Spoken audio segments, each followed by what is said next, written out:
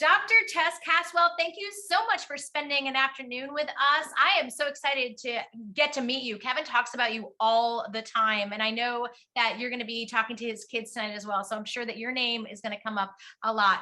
For our podcast listeners today, can you tell us a little bit about your background, what you do, how you got involved in space?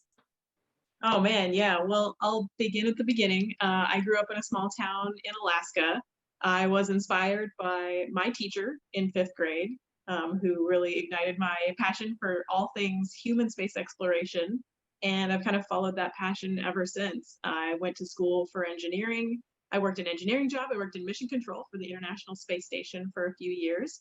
Decided I wanted to learn something new and went back to school and got a PhD in geology, and then decided I wanted to go back to the space realm. And so I worked at the private aerospace company, Blue Origin, where I worked in the control room for the New Shepard vehicle.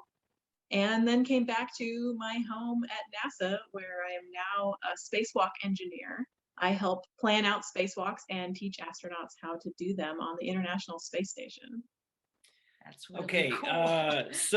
so many interesting things. Let's start with an easy one.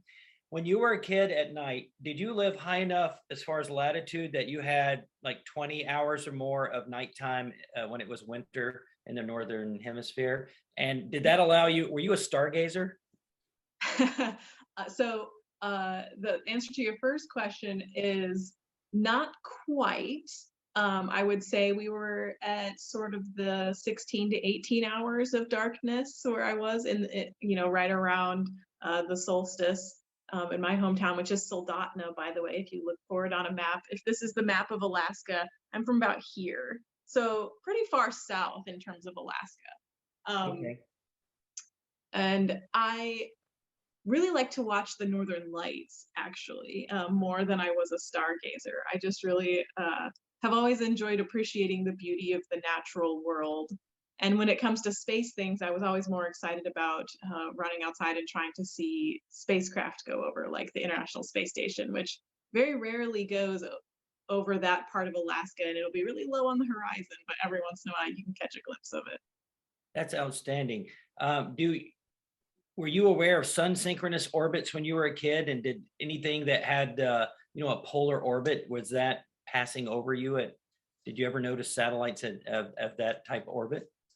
I was aware of polar orbits. I didn't see too many satellites on them. Sun synchronous was probably a word that didn't really occur to me until much later in my life.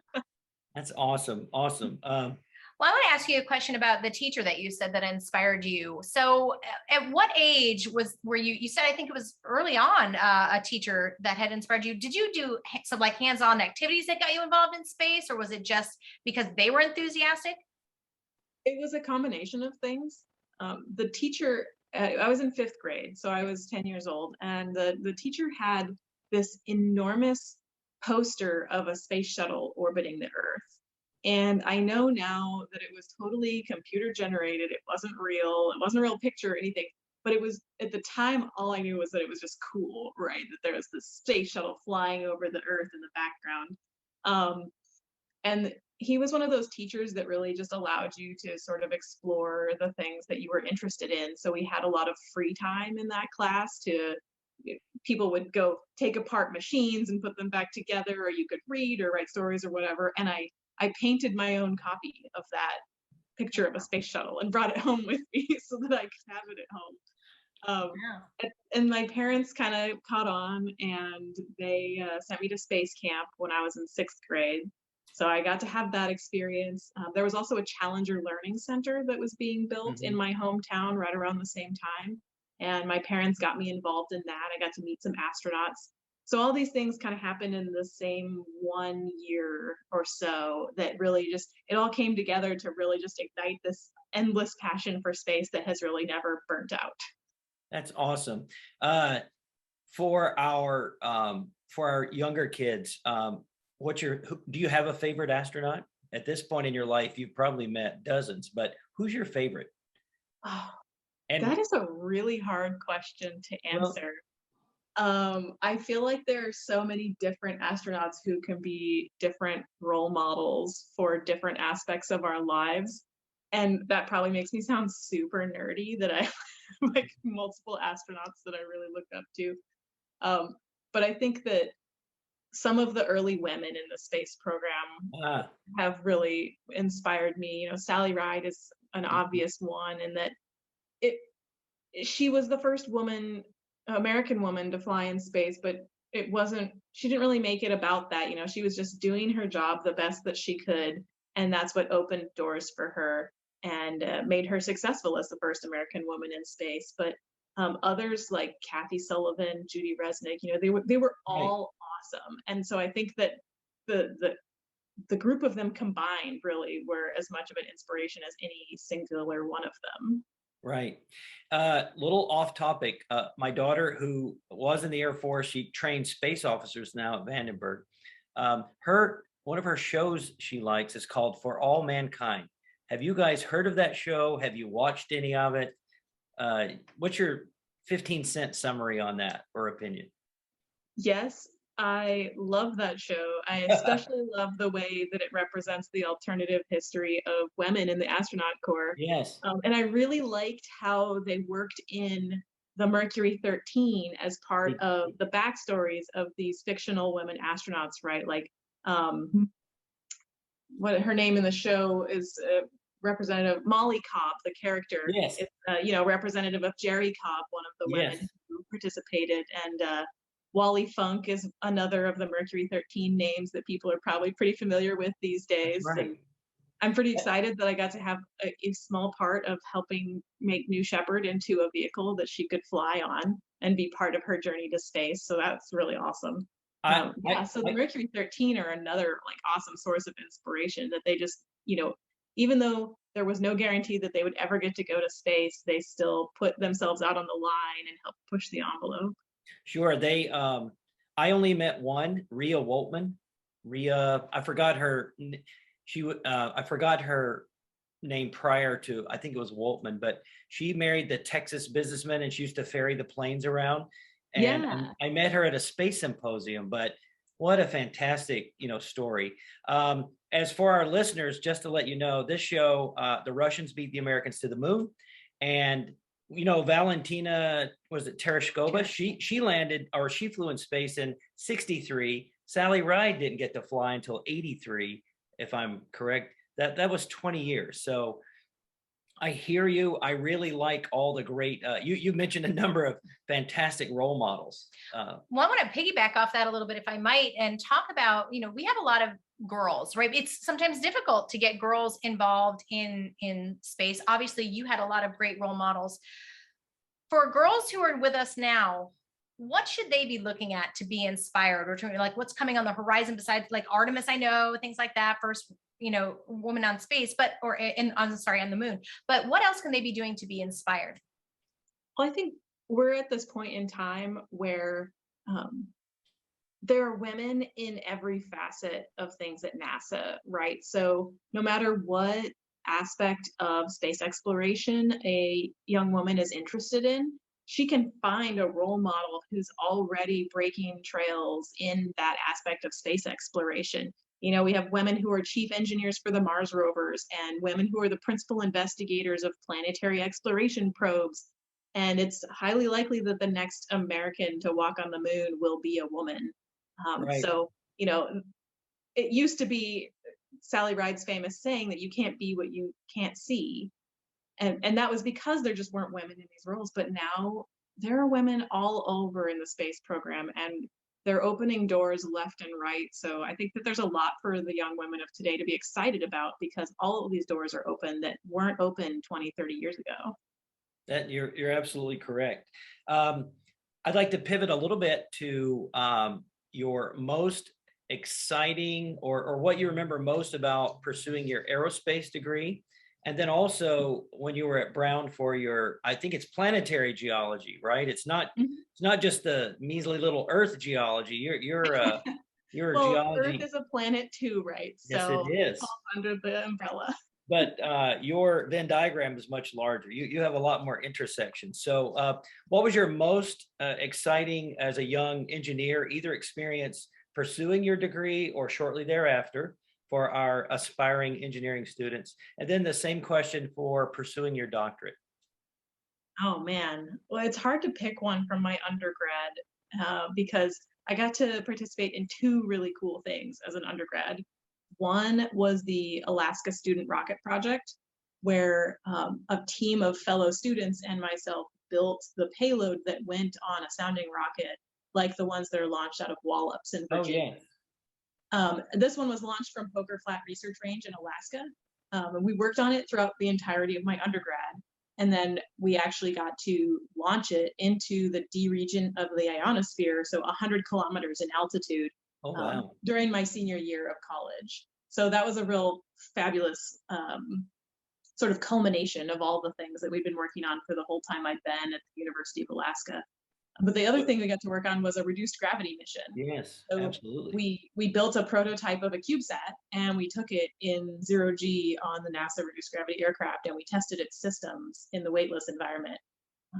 And Yeah. it's really hard to pick between those two things because Right. they were Now, both really cool. am I right? But your payload basically earned astronaut wings, right? It went above the Kármán line. Yes, that's outstanding.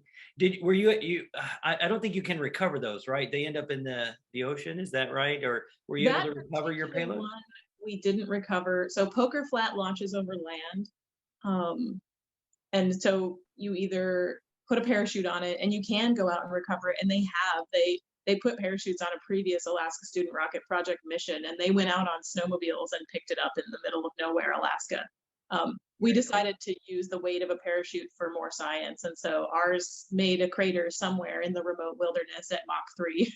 That's outstanding. We do high altitude balloons, and because we're on the Florida, we send them out into the ocean, and we use the Global Star Network to send us telemetry, and we also do a live video feed. But we started using buoys and then tracking them in the ocean. One of our balloons a year ago made it 600 miles off the coast of Morocco. Wow. I know, isn't that fun? And you still So, got data back from it the entire time. well, we had some gaps between the balloon bursting and then like a day and a half later, we started getting telemetry in the ocean. So, but the Wow. one that when they burst close to the Florida Peninsula, then the Gulf Stream takes them sort of north. It's very cool to watch the ocean currents. But I know the excitement of, I think what you mentioned, what you shared with us is exactly what gets the kids excited, which is real, authentic experiences and science and research with a space, flair to it. Yeah, taking that stuff that you learn in the classroom and actually making a thing that does a thing, right? Right. And from that, I mean, so many of our students who have done that either by building CubeSats with Kevin or have taken what started in oftentimes as some instances of science fair projects that they've been able to expand into larger projects. We have students working on the lunar dust one for a rover comes to mind, just because 3 or more students have been able to capitalize on that from the CubeSat technology. Absolutely. that they had. So it is. Speaking of those, what some of our students work with younger students. They have like an outreach team. So their job is to kind of inspire the younger, even as early as kindergarten, right? So they've been doing activity books, and recently we were collaborating on writing a kids picture book on the ISS. So that leads me to my question about as your job of the mission control. So for our students who've been working on and researching the ISS and its role, what would the day in a life of a mission control person have been like? And were you like Gene Kranz? I mean, my hair is slightly longer than Gene Kranz's, and I didn't have as much authority. But a day in the life of a mission controller is a funny thing to ask about because realistically, you never want it to be exciting, right? When you're working in the control room, you really want it to be kind of boring because that means that everything is going to plan, everything is going really smoothly, and nothing unexpected is happening. So for the most part, it's not actually that exciting. You're sitting in front of a bunch of computers, you're watching the data come down from the space station. It is really cool when you get to actually like click a button and send commands to the space station and actually make things happen. It was pretty thrilling the first time I got to do that. But in general, it's actually, if you just watched mission control at any given time, it almost looks boring because things are just sort of progressing along on the schedule. But that's only when you're a flight controller, maybe 1 week a month is on console, and the rest of the time you're sort of in the office, writing procedures, planning out those days so that they go really smoothly. Sure. If my memory serves me, you were in ECLIS. That was your station. Was it ECLIS? So ECLIS, yeah. So we were a combination. So ECLIS is the Environmental Control and Life Support System. And then we were combined with a console that used to be called Thor, which was the Thermal Operations and Resources. And they actually had a big hammer that lived on their console. And they're the people responsible for the temperature control inside of the space station. And they combined the two of those so that we were responsible for all the life support stuff, the air, the water, circulating the air, making sure you had enough oxygen, things like that, with the temperature control in the space station. So we became one console, and we were called Ethos for environmental and thermal operating systems. Very cool.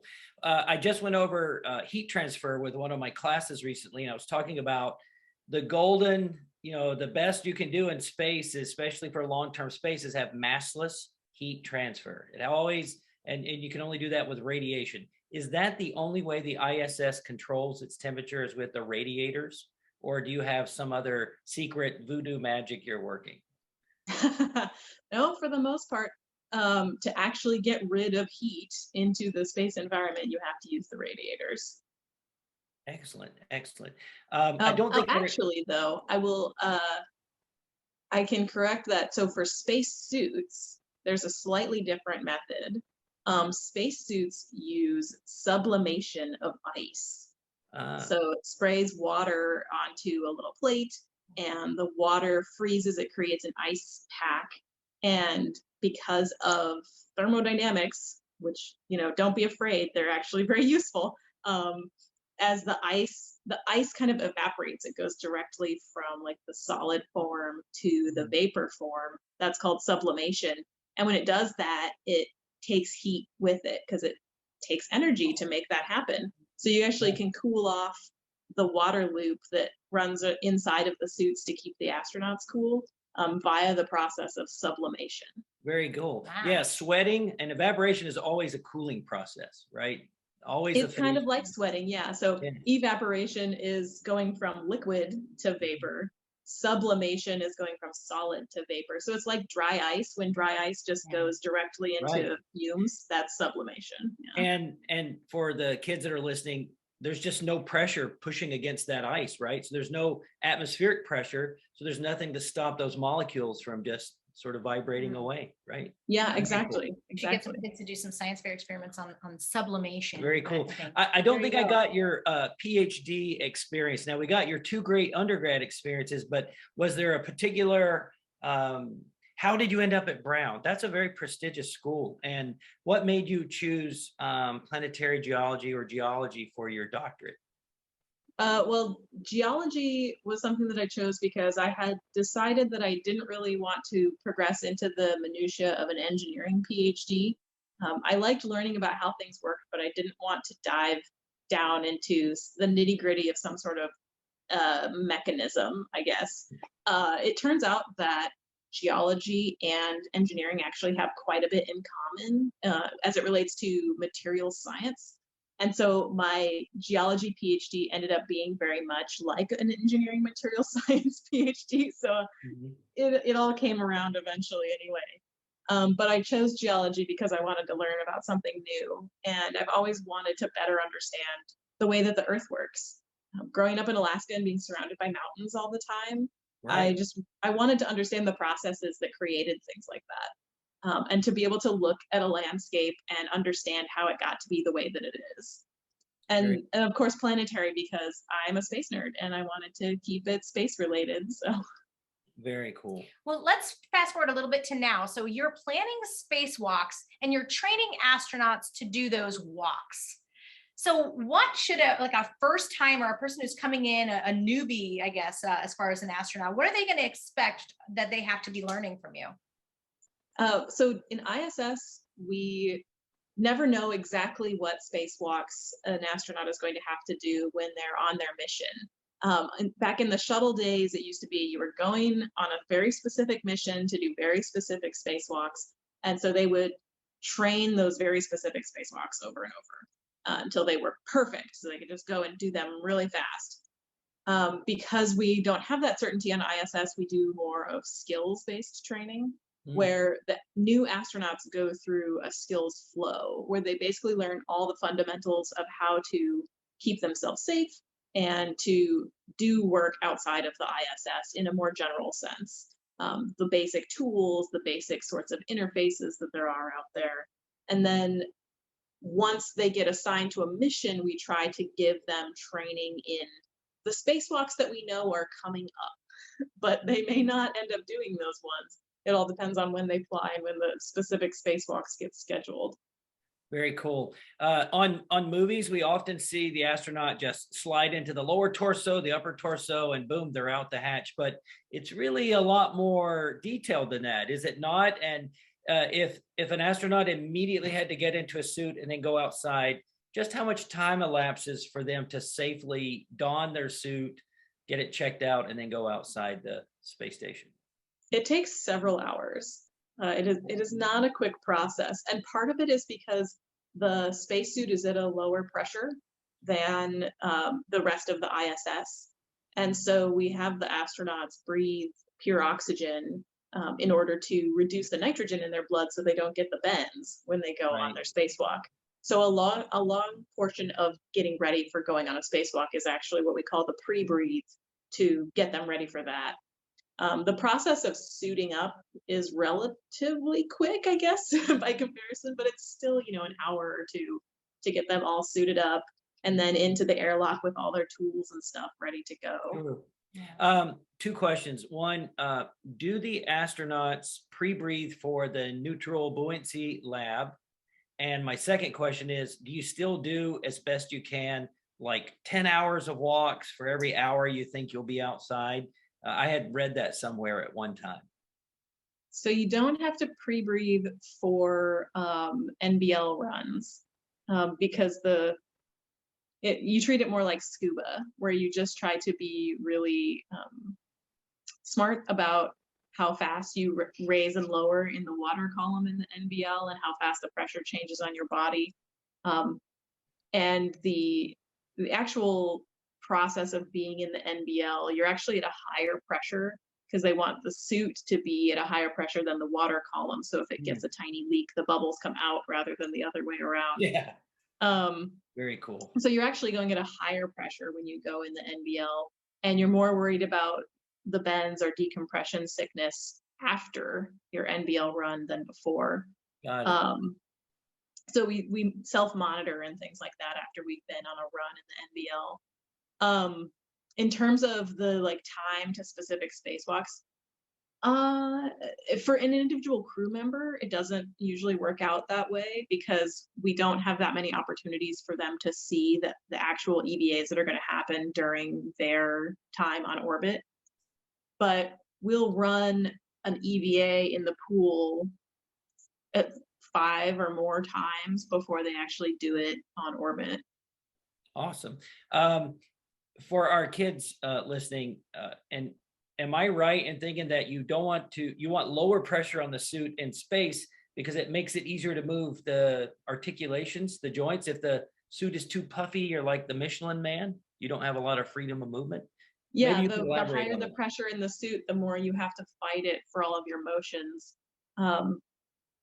Also, the suit is a pure oxygen environment, whereas the rest of ISS is not.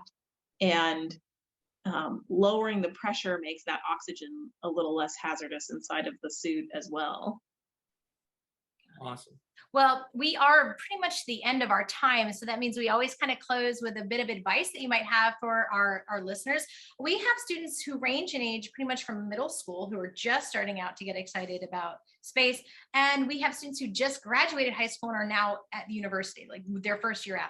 So for students who are listening today and thinking about a career in space in some aspect, not necessarily engineering, what advice would you have for them at any, whether it's middle school, high school, or even university level? I would say look for the opportunities that help you get where you want to go. I heard an astronaut once say that it's okay to have pie in the sky goals as long as you build a path to get there. So, looking at the job that you want to have and looking at the steps that you need to get there, figure out how to make those things happen. I think sometimes young people can get discouraged because they say, "Oh, I want to, get from A to B," but there's not a path that goes that way. But you can make that path. Folks like yourself, you enable these kids to get where they want to be, and so not being afraid to go and find those paths, and if they don't exist, to make them happen, can get you a long way. And just don't be afraid to do that when you need to, because sometimes you do just have to go find that path and follow it, even if no one else has done it before. Awesome. So true. Last question. What age were you when you got your private pilot's license? I was 33. Awesome. Wow. Awesome. I'm so looking forward to having you speak with our students here in just a few minutes. And we can't thank you enough for taking some time. I just think the world of you, and I have no doubt one day, if I live long enough, I will see you on Mars. I may not be there on Mars, but I think you will be on Mars. So I don't know if that's your goal, but I definitely. That's his goal for you, just so you know. He keeps saying, like, she's going. I will keep my fingers and my toes crossed.